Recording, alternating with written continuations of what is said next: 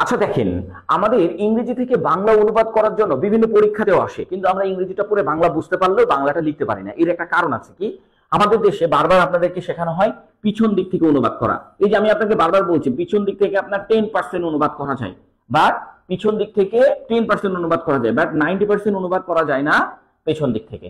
তার মানে আপনার যদি 90% অনুবাদ করতে হয়, পেছন দিক থেকে অনুবাদের কোনো অপশন নাই। এখন পেছন দিক থেকে অনুবাদ করা যায় শুধুমাত্র ফ্রেজের ক্ষেত্রে, শুধুমাত্র ফ্রেজের ক্ষেত্রে, তাই পিছন দিক থেকে অনুবাদ করব না। অনুবাদের জন্য আমাদের যে কোয়ালিটিটা দরকার সেটা আগে আমরা একটু জেনে নিই। হ্যাঁ, অনুবাদের জন্য আমাদের যে কোয়ালিটিটা দরকার, একটা সেন্টেন্সের সাবজেক্ট যখন দেখতে পাবো, এক নাম্বার হচ্ছে আমরা ওই সাবজেক্টটার বাংলাটা লিখে ফেলবো। দুই নাম্বার হচ্ছে সাবজেক্ট লিখে ফেলার পরে দুই নাম্বার কাজ হচ্ছে আমরা প্রিপজিশন খুঁজতে চলে যাব। কোথায় সেন্টেন্সের মধ্যে কোথায় প্রিপজিশন আছে সেটা খুঁজবো, সেই অংশ থেকে শুরু করে তারপরের অংশটা অনুবাদ করে বসায় দিব। তিন নাম্বার কাজ হচ্ছে আমরা কি করব, আর্টিকেল খুঁজবো। কি করব, আর্টিকেল খুঁজবো। ঠিক আছে, তার তিন নম্বর কাজ হচ্ছে আর্টিকেল, মানে প্রিপজিশন পাইলে প্রিপজিশন থেকে সেন্টেন্সের শেষ লাইন পর্যন্ত শেষ করে দিয়ে আসবো। আর্টিকেল পাইলে আর্টিকেলের শেষ লাইন থেকে শেষ পর্যন্ত দিয়ে আসবো। যদি এরকম কোনো কিছু না পাই, তখন কি করব, ভার্বের পরের অংশ, ভার্বটাকে নেওয়াই যাবে না, ভার্বের পরের অংশ থেকে শুরু করে একদম শেষ পর্যন্ত কি আমরা কি করব, অনুবাদ করে দিয়ে আসবো। ঠিক আছে, তো এই তিনটা সিস্টেম আগে আপনাদেরকে জানতে হবে। হ্যাঁ, পিছন দিক থেকে অনুবাদ করা যায় ফ্রেজ। ফ্রেজ মানে যেই বাক্যের মধ্যে মূল ভার্বই নাই, বাক্যের মধ্যে কি কোনো মূল ভার্ব নেই, সেটাকে বলা হয় ফ্রেজ। সেটা আপনি পিছন দিক থেকেও করতে পারবেন, সামনের দিক থেকেও করতে পারবেন, সেটা আপনার ব্যক্তিগত বিষয়। ওইটা যে 10% যেটা শেখানো হয় না বাংলাদেশে, যে পিছন দিক থেকে অনুবাদ করা, ওইটা আপনি পেছন দিক থেকেও করতে পারবেন, আবার সামনের দিক থেকেও করতে পারবেন, এদিক থেকেও করতে পারবেন, এদিক থেকেও করতে পারবেন, ওইখানে কোনো আপনাকে ধরা বাধা নেই। ঠিক আছে, তো এটা ইচ্ছা মতন করতে পারবেন। এখন আসেন এই রুলসে যাব। প্রথমে কি বসাবো, সাবজেক্ট বসাবো, তারপরে কি বসাবো, প্রিপজিশন থেকে যে অংশটা আছে সেই অংশটা বসাবো। প্রিপজিশন না পাইলে আর্টিকেলের যে অংশটা আছে সেই অংশটা থেকে শেষ পর্যন্ত বসাবো। আর্টিকেল না পাইলে ভার্বের পরের অংশ থেকে শুরু করে শেষ পর্যন্ত বসাবো, এবং ভাটা কোথায় বসাবো, একদম বাংলা বাক্যের শেষে যায় বসাবো। তো এই যে দেখেন একটা ইংলিশ সেন্টেন্স আছে, এই সেন্টেন্সটা এখন দেখেন আমি একবার পড়ে দিচ্ছি আপনাদেরকে। প্রথমে দেখেন এই সেন্টেন্সটা দেখেন, এই যে এখান থেকে শুরু হয়েছে, এখানে যে একটা কমা হয়েছে, তার মানে এইটা একটা সেন্টেন্স, তাই না? এটা একটা সেন্টেন্স। এখানে কি লেখা আছে, in contrast to unmonitored worker doing the same work, এটা একটা সেন্টেন্স, আর হু দিয়ে আরেকটা সেন্টেন্স, এই যে এই পর্যন্ত। ঠিক আছে, শেষ পর্যন্ত। এখন আমরা প্রথম সেন্টেন্সটার দিকে লক্ষ্য করেন, এইটা কোনো সেন্টেন্সই নাই, এটা একটা ফ্রেজ। কিভাবে বুঝলাম, দেখেন এখানে কোনো ভার্ব নাই। আপনি বলতে পারেন এই যে আনমনিটরড, এটা তো ভার্ব, এটার সাথে তো ইডি যুক্ত হয়েছে না, কোনো ভার্বের আগে টু থাকলে সেটা মূল ভার্ব না, সেটা non finite verb, non finite verb ধরা যাবে না। তার মানে এই পুরোটা হচ্ছে আমার ফ্রেজ, তার মানে এটা আমি যেদিক থেকে ইচ্ছা সেদিক থেকে আমি অনুবাদ করতে পারবো। এখন ধরেন আমি আপনাকে যদি বলি, ভাই তাহলে একটা কাজ করে আসেন প্রথম দিক থেকে অনুবাদ করি, মানে এইখান থেকে অনুবাদ করি, হবে কিনা? দেখেন ইন কন্ট্রাস্ট টু মানে কি, প্রক্ষান্তরে, এই যে দেখেন অনুবাদ হচ্ছে, এটা পিছন দিক থেকেও হবে, সামনের দিক থেকেও হবে। আগের সেন্টেন্সে আমরা কি দেখাইলাম, আগের সেন্টেন্সে আমরা দেখালাম পিছন দিক থেকে করা, এখন দেখাচ্ছি সামনের দিক থেকে করে করে যাচ্ছি, প্রক্ষান্তরে। এখানে আর সাবজেক্ট ভার্ব খোঁজার দরকার নেই। হ্যাঁ, তার প্রক্ষান্তরে।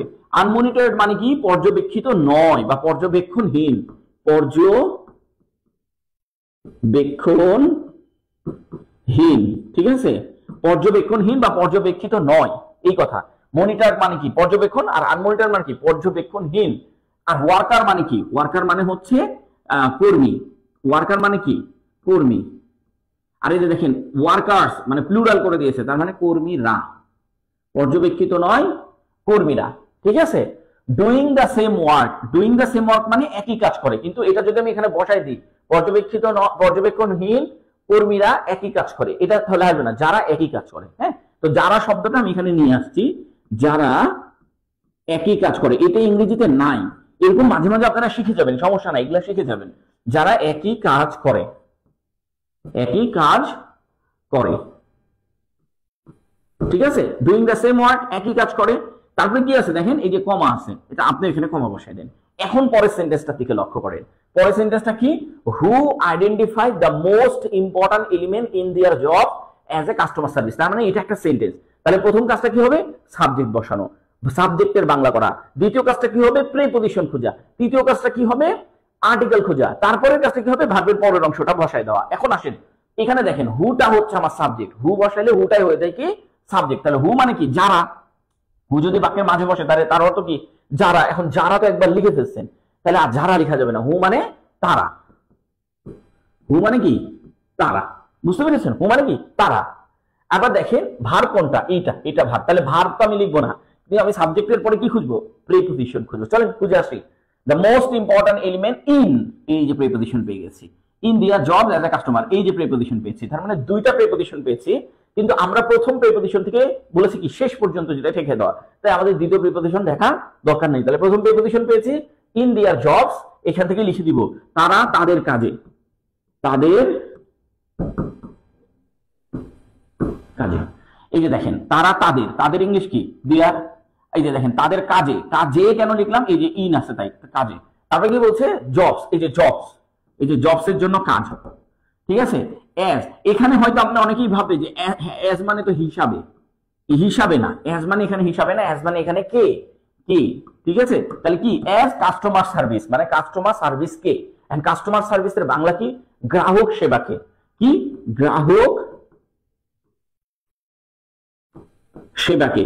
আবারও বলে দিচ্ছি এইটা কিন্তু আপনার আক্ষরিক অনুবাদ, হ্যাঁ আক্ষরিক অনুবাদ সব থেকে সহজ করা, তবে আক্ষরিক অনুবাদ থেকে ভাবার্থ অনুবাদেরও কিন্তু ক্লাস আছে, তো ভাবার্থ অনুবাদে আমরা আরো ভালো করে শেখাবো আপনাদেরকে। হ্যাঁ সেবাকে কি বলছে, গ্রাহক সেবাকে কি করতে পারে দেখেন, এই যে দেখেন গ্রাহক সেবাকে কোথায় আমরা এই যে এইখান থেকে শুরু করে ইন্ডিয়া, এটা সেখান থেকে শুরু করে এই পর্যন্ত লেখা শেষ। এখন আমাদের প্রিপোজিশনের কাজ শেষ, এখন আমরা কোথায় যাবো, আর্টিকেল।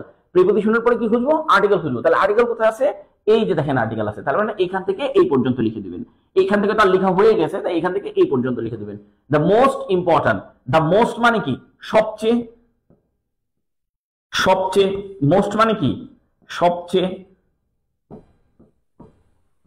ইম্পর্টেন্ট মানে কি গুরুত্বপূর্ণ, গুরুত্বপূর্ণ। এলিমেন্ট মানে কি, এলিমেন্ট মানে হচ্ছে উপাদান, গুরুত্বপূর্ণ উপাদান, গুরুত্বপূর্ণ উপাদান, ঠিক আছে। তারপরে কি বলতেছে দেখেন সব লেখা শেষ, কি বার্তা ছিল, এই যে এই ভাতটা বাদ ছিল, এই যে আইডেন্টিফাইড মানে কি, এখানে আইডেন্টিফাইড মানে হচ্ছে খুঁজে পাওয়া না, এখানে আইডেন্টিফাইড মানে হচ্ছে মনে করা। আপনি যদি এখানে উপাদান খুঁজে পেয়েছিল এরকম করে বলেন তাহলে ভুল হবে, এখানে কি বলতে হবে খুঁজে পেয়েছিল না, মনে করেছিল, মনে করেছিল। এখন আপনি বলতে পারেন ভাইয়া ল দিলেন কেন, অতীতকাল কেন দিলেন, এই যে এটা হচ্ছে ভার্বের 2 নাম্বার ফর্ম, এটা হচ্ছে ভার্বের 2 নাম্বার ফর্ম, তাই ল দিয়ে দিলাম। এই যে দেখেন খুঁজেছিল, তাহলে আমরা এখানে দুইটা বাক্যই পেয়েছি তাই না, একটা ফ্রেজ পেয়েছি আর একটা হচ্ছে মূল বাক্য পেয়েছি। তাহলে মূল বাক্য কিভাবে করতে হয় দেখেন, এখন পরে দেখেন পক্ষান্তরে, এই যে পক্ষান্তরে ইন কন্ট্রাস্ট টু, যখন আমরা ফ্রেজ পেয়েছি তখন আমরা ফ্রেজটাকে কি করছি বলেন তো, যখন আমরা ফ্রেজ পেয়েছি তখন ফ্রেজটাকে কি করছি, ফ্রেজটাকে আমরা লিখে ফেলছি, মানে এই ফ্রেজটাকে এখান থেকে লেখা শুরু করছি, এখান থেকে দেখেন পক্ষান্তরে আনমনিটর্ড, এই যে আনমনিটর পর্যবেক্ষণহীন, ওয়ার্কার্স কর্মীরা, তারপরে কি ডুইং দ্য সেম ওয়ার্ক, শুধু যারাটা যুক্ত করেছি, হ্যাঁ যারা একই কাজ করে, এই যে দেখেন একই কাজ করে, তার মানে এটা ফ্রেজ, এটা যেদিক থেকে আপনি পিছন দিক থেকেও করতে পারেন, একই কাজ করে এমন পর্যবেক্ষিত, পক্ষান্তরে একই কাজ, বা পক্ষান্তরে ওটা পরে দেন, একই কাজ করে কিন্তু পর্যবেক্ষিত নয় এমন কর্মীরা, এই দিক থেকেও শুরু করতে পারেন।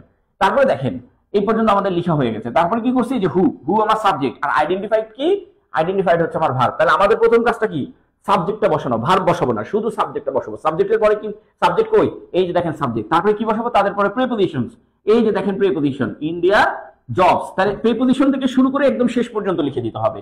তার মানে ইন্ডিয়ার জবস মানে তাদের কাজে, তাদের চাকরিতে না, তাদের কাজে। এস মানে কি কে, কাকে, কাস্টমার সার্ভিসকে বা গ্রাহক সেবাকে, তাদের কাজে গ্রাহক সেবাকে গুরুত্বপূর্ণ উপাদান। আর এই যে দেখেন এই যে বি আর্টিকেল থেকে শুরু করে এই পর্যন্ত গুরুত্বপূর্ণ উপাদান মনে করে, সবচেয়ে গুরুত্বপূর্ণ উপাদান মনে করে, মনে করেছিল, যেহেতু এটা 2 নাম্বার ফর্ম তাই কি মনে করেছিল।